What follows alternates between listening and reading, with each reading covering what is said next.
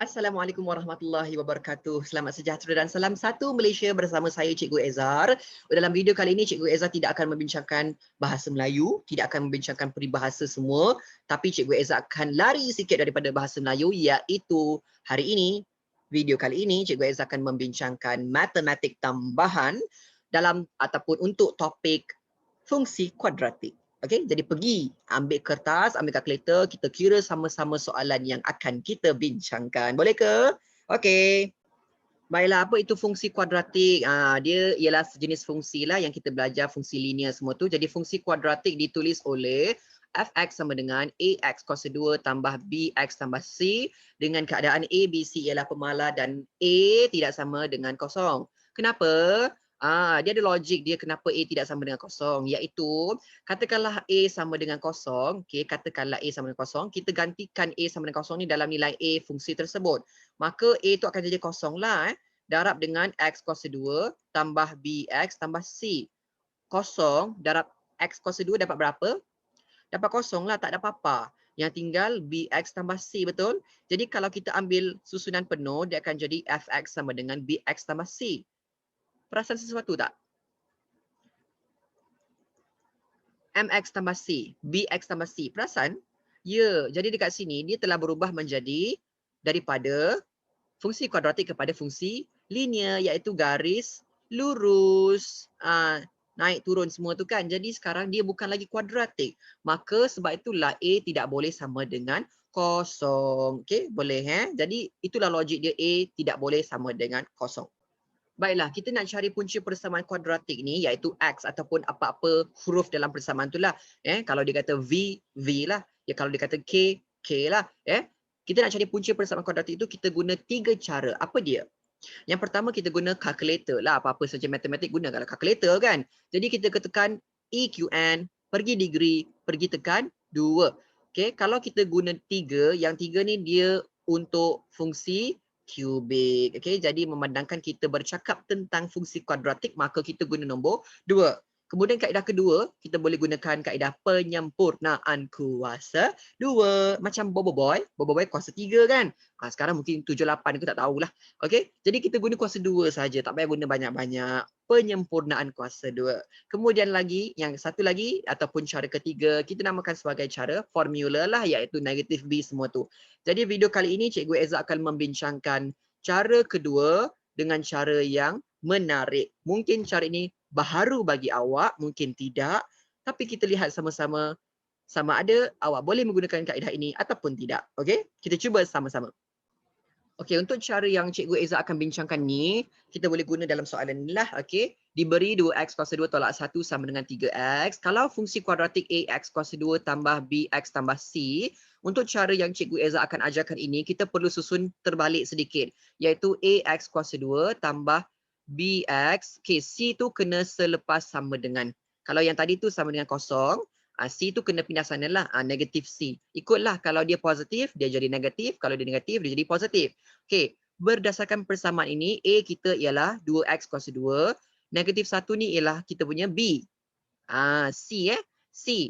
Okey, dan 3x ni ialah B. Maka B kena ke dalam, C kena keluar. Dia akan jadi apa? Dia akan jadi 2x kuasa 2 tolak 3x. Tadi 3x tu positif, masuk dalam jadi negatif, dan positif 1. Sebab negatif tadi dia negatif 1 lah. Sebelah sana dia akan jadi positif. Okey, selesai peringkat pertama. Peringkat kedua, awak kena jadikan A sama dengan 1. Okey, macam mana nak jadikan A sama dengan 1? Kita boleh bahagi dengan nombor 2. Bila nak bahagi 2, kenalah bahagi semua adil dan saksama. Tak bolehlah awak sahaja dapat McDonald. Tak boleh. Orang lain pun kena dapat juga kan. Okey. Baik. Jadi kena semua dapat. Okey. Jadi bila semua dapat, adil dan saksama. Okey. Jadi 2 bahagi 2. Okey, 2 bahagi 2, x kuasa 2 sama dengan tolak 3 per 2x sama dengan setengah kan. Okey, jadi 2 per 2 1 lah, iaitu x kuasa 2 tolak 3 per 2x sama dengan 1 per 2. Okey. Dari sini kita akan tengok nilai B. Kita akan buat B per 2 kuasa 2. Okey, iaitu 3 per 2 kita punya B bahagi dengan 2 kuasa 2 kan dia. Dapat 3 per 4 kuasa 2. Dua di bawah ni naik atas darab lah. Okay, negatif ini macam biasalah negatif. Kena ada. Jadi negatif 3/4. Okay, apa nak buat dengan negatif 3/4 ini? Okay, kita tambahkan dia sebelum kurungan dan selepas kurungan. Okay, kita ambil daripada X kuasa 2 tolak 3X. 3/2X. Okay, sama dengan setengah. Jadi kita kena tambah sebelum kurungan dan selepas kurungan. X kuasa 2 tolak 3/2X tambah negatif 3/4 kuasa 2 sama dengan setengah tambah negatif 3/4 kuasa 2. Okey, selesai. Jadi dekat sini kita akan kurungkan yang sama kuasa 2 lah, iaitu X dengan 3/4. Jadi X tolak, dah ternaik pula tolaknya. X tolak 3/4 kuasa 2 sama dengan setengah tambah. Okey. Negatif 3 kuasa 2, 9.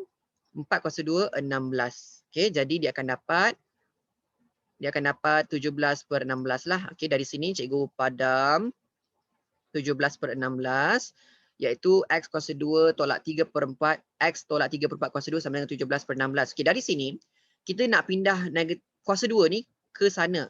Jadi bila pindah sana dia akan jadi punca kuasa 2, betul tapi dia akan ada dua keadaan iaitu positif dan negatif.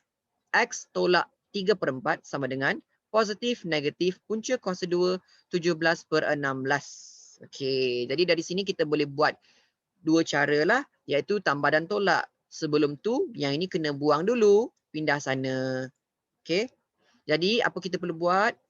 Tambah. Okey, dekat sini X sama dengan 3/4 positif lah, bukan tambah lah, positif tambah punca kuasa 2 17/16 dapatlah berapa, dan satu lagi 3/4 tolak punca kuasa 2 17/16 dapatlah berapa, kira. Baiklah, sepatutnya awak dapat positif 1.781 dan negatif 0.281. Ya ke cikgu? Tipu cikgu, tipu. Cikgu tipu? Mana ada cikgu tipu? Okey, kalau tak percaya nak buat apa? Kita boleh semak balik. Okey, nak semak balik macam mana?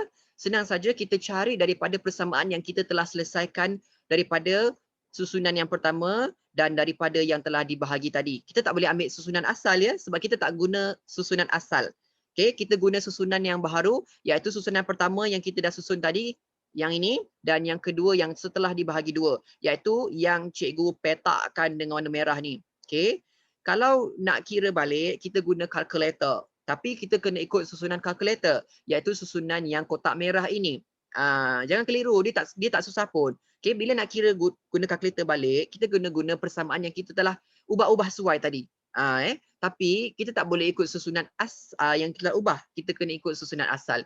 Jadi dekat sini kita kena ikut susunan asal iaitu X kuasa 2 tolak 3/2X tolak setengah sama dengan kosong. Okey, dari sini masukkan dalam kalkulator. Okey, jadi nilai A dia ialah 1, nilai B dia negatif 3/2 dan nilai C dia negatif setengah. Jadi ambil kalkulator, tekan mod sampai jumpa EQN. Okey, jumpa EQN. Kemudian tekan EQN dan tekan degree nombor 2 lah. Okey, dapatlah nilai A. A tu ialah positif 1, tekan. Kemudian negatif 3/2. Okey, negatif 3/2. Kemudian awak tekan apa? Negatif setengah. Okey. Okey, X pertama ialah 1.7807. Jadi 781. Okey, betul seperti yang kita dah kira tadi dekat bawah ni. Dan X kedua ialah negatif 0.2807. Dia akan jadi negatif 0.281. Betul, Cikgu Tara tipu loh. Okey. Okey, jadi inilah kaedah penyempurnaan kuasa 2. Cara yang lain, mungkin lain daripada yang awak tahu atau mungkin sama. Jadi kalau sama boleh guna kaedah ini jika awak rasa kaedah ini mudah. Sekian saja video kali ini bersama Cikgu Eza. Okey, harap awak semua dapat mengaplikasikannya dengan baiknya dalam peperiksaan nanti, mana tahu keluar kan. Jadi boleh guna kaedah ini. Semoga berjaya untuk matematik tambahan. Buat dengan tenangnya, dengan yakinnya dan usaha tangga kejayaan. Assalamualaikum warahmatullahi wabarakatuh. Selamat sejahtera, salam satu Malaysia. Salam matematik.